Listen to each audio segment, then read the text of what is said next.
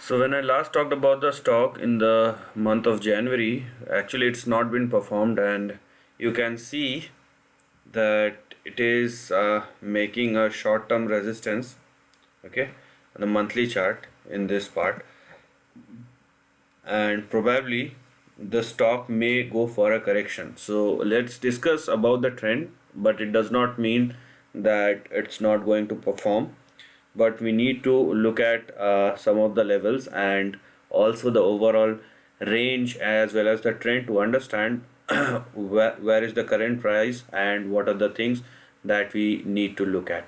So hello friends, welcome to my channel and thanks for watching this video. Friends, in this video we're going to discuss about the long term or the monthly chart of Inuvo INUVO. Now let me show it to you. So this is from 2008. You need to focus first on 2008 till date.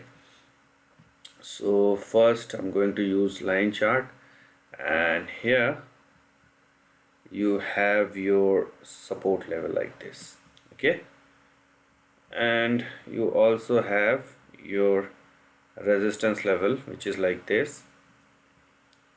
And one more thing here, yes, one more level, okay. Now let's go back to the line candlestick chart, and you will see we will readjust the line a bit. So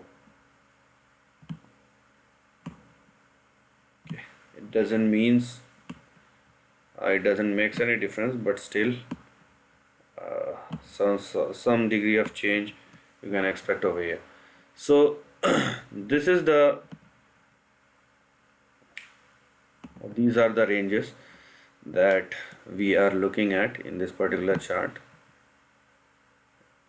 Okay, here we have, and here we are. Okay, so this will be fine.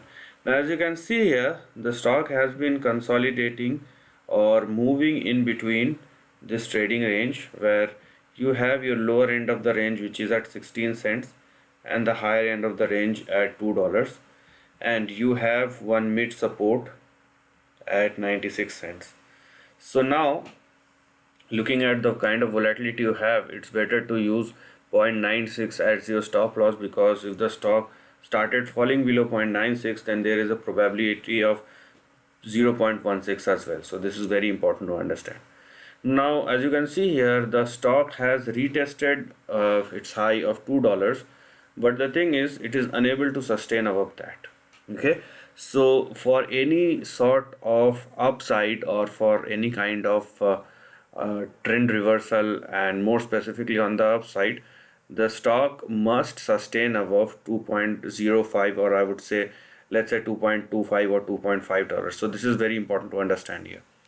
Okay, now having said that, the things that we are going to look at: on the downside you have 0.96, below which you have 0.16.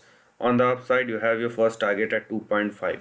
And let me tell you that the stock is in a correction mode, so it would be better anyhow to take a long term view, and most of the videos are on the long term only. And if the stock, or once the stock makes a breakout and sustain above 2.25 or 2.5, in that case there will be a chance of a big breakout, which I have explained in my previous video as well, and which will you know which will take the share price towards two specific levels. So here we have your first target at $6.9, and you have your big target that could actually leads you toward $15.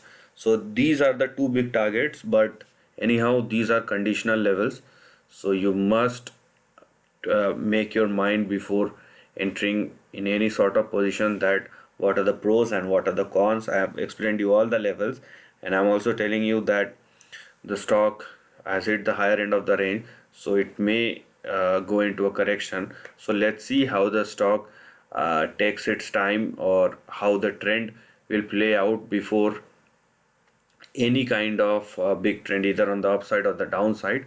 But looking at the kind of market we are into, we are obviously looking for a trading momentum which is on the upside, and that will actually start if the stock sustain above 2.25 or 2.5 on the upside.